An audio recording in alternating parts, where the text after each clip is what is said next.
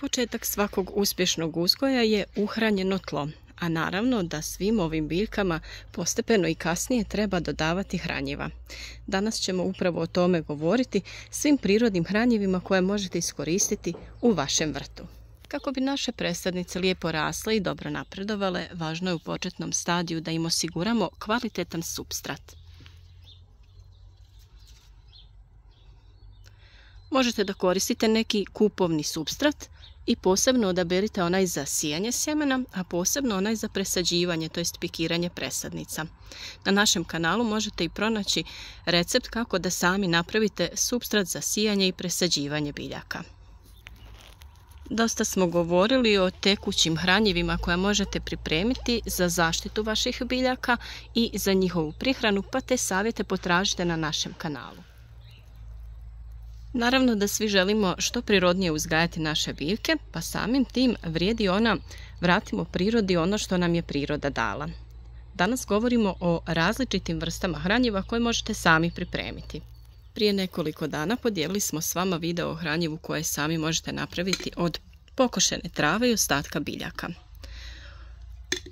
Kvalitetu ovog hranjiva određuje sastav, to jest biljke koje u njega stavljate. Ukoliko koristite samo pokošenu travu, tada će to biti hranjivo bogato dušikom i ono je pogodno za prihranjivanje lisnatih zelenih biljaka poput salate, blitve, kupusa i sličnih kojima je potrebno više dušika. Recept za ovo hranjivo smo podijelili na našem kanalu. Ukoliko želite obogatiti ovo hranjivo, u njega možete dodati pepeo nastao sagorijevanjem drveta.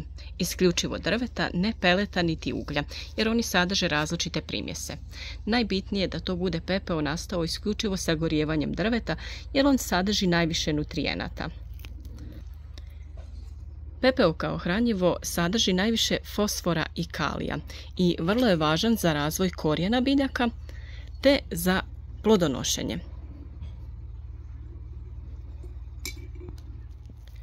Svi znamo koliko je bitna žara u ekološkom uzgoju biljaka, pa od nje možete također da napravite ovako jednako hranjivo, a naravno recept također imate na našem kanalu.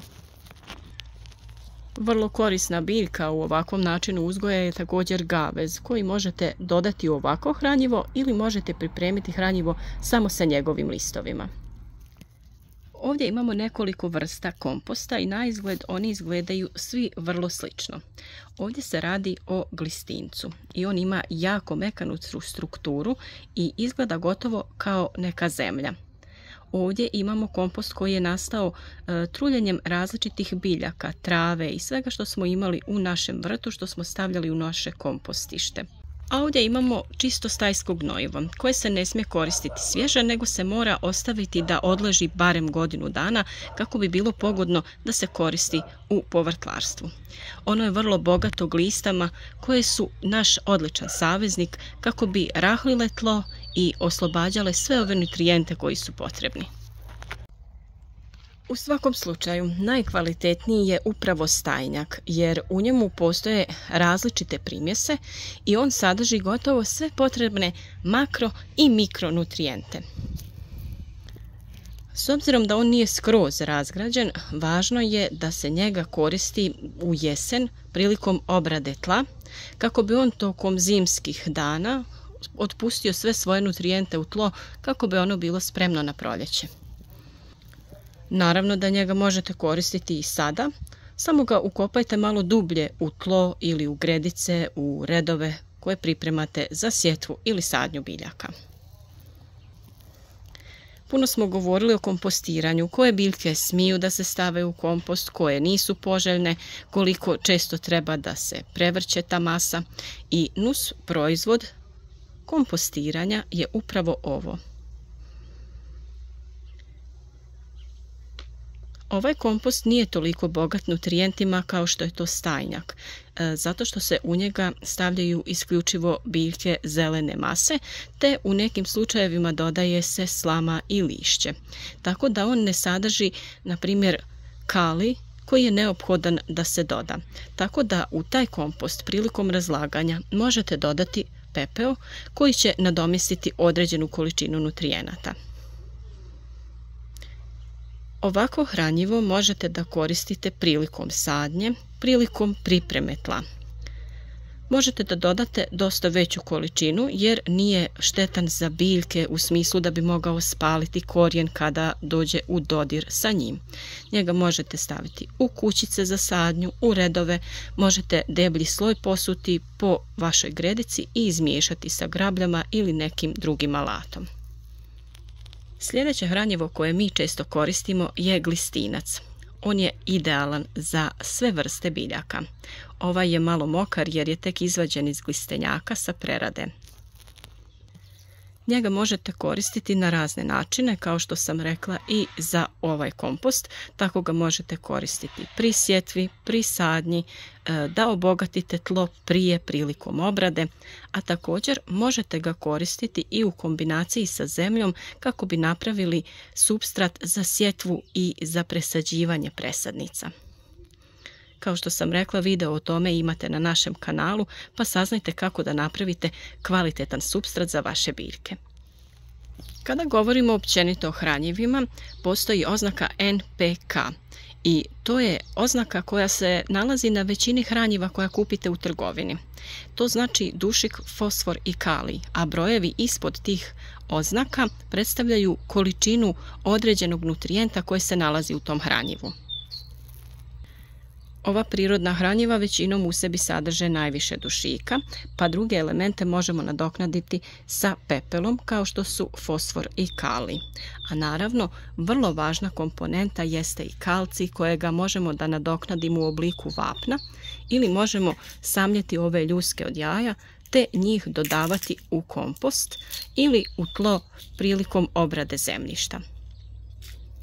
Također smo sa vama podijelili i recept kako napraviti tečno hranjivo sa ljuskama od jaja, pa ga možete potražiti na našem kanalu. Također smo često govorili koliko je upravo kalcij važan za naše biljke. Kada krene plodonošenje i dozrijevanje plodova paradajza i paprike najčešće, dolazi do pojave vršne truleži plodova i tada kalcij dolazi na red. Kada su visoke temperature, kalcij se često ne može usvajati iz tla, iako ga u tlu ima dovoljno. Zato je važno da pripremite to tekuće hranjivo ili da kupite neko na ekološkoj bazi, te da prskate vaše biljke kako bi spriječili pojavu upravo te vršne truleži plodova. Sva ova hranjiva možete i sami da napravite, jedino stajnjak je malo problematičan ukoliko nemate neke životinje koje bi ga proizvodile, ali možete potražiti nekoga u vašoj okolini ko vam može prodati ili dati određenu količinu. Ukoliko sve ovo niste u mogućnosti da sami proizvedete ili da sebi to negdje nabavite, možete potražiti organske proizvode, to jest ekološke proizvode koji će biti odlična zamjena i dopuna ovakvim sredstvima. Naš izbor su uvijek Home Garden organski proizvodi koji su odlični za sve one koji žele na prirodan način da prihrane svoje biljke. Sve popularniji su ovi mali peletirani komadići. To je hranjivo koje se, kao i ova ostala hranjiva, dodaje u tlo, u posude u kojima su posađene biljke, te one laganim otpuštanjem nakon zalijevanja i njihovim truljanjem postaju odlično hranjivo za vaše biljke. Tu je i ova tekuća opcija koja također sadrži sve što je potrebno biljkama kako bi razvile lijepe plodove. Kako bi vama prikazali sve načine upotrebe i ovakvog i prirodnih hranjiva, mi smo ovo koristili kada smo sadili naš krompir. On odlično napreduje i vidite već koja je to visina. Uzgajamo ga u vrećama kako bi uvijek imali dostupan mladi krompir. Već smo 2 puta dodavali zemlju u vreće i vrijeme je da to odradimo još jedan put. A krompir je već lagano krenuo sa cvjetanjem. I na kraju ono što nikako ne smijete zaboraviti jeste malčiranje vaših biljaka. Možete to odraditi sa pokošenom travom, sa slamom ili sjenom. Na taj način zadržavate vlagu oko biljaka. A sav ovaj prirodni materijal svojim razlaganjem i truljanjem opskrbljuje biljke sa potrebnim nutrijentima. To je naravno prirodan način da se ova materija razlaže i daje neophodna hranjiva ovim biljkama. Ovaj malč postepeno trune, a vi na njega uvijek dodajete novi sloj i sa tim obnavljate malč oko biljaka. Ukoliko imate dostupno sjeno ili slamu, ono vam također odlično može poslužiti jer ono ima svoje prednosti. Nadam se da vam je ovaj video bio koristan, da ste se upoznali sa svim ovim prirodnim hranjivima koje možete koristiti za održavanje zdravih biljaka u vašem vrtu. Naravno, sve o tim hranjivima možete saznati na našem kanalu, potražiti detaljne recepte i upute kako da pripremite koje hranjivo. Naš rad podržite sa like, podijelite video sa prijateljima i ne zaboravite, ukoliko još niste, podržite nas tako što ćete zapratiti kanal i redovno dobivati obavijesti o svakom novom korisnom videu.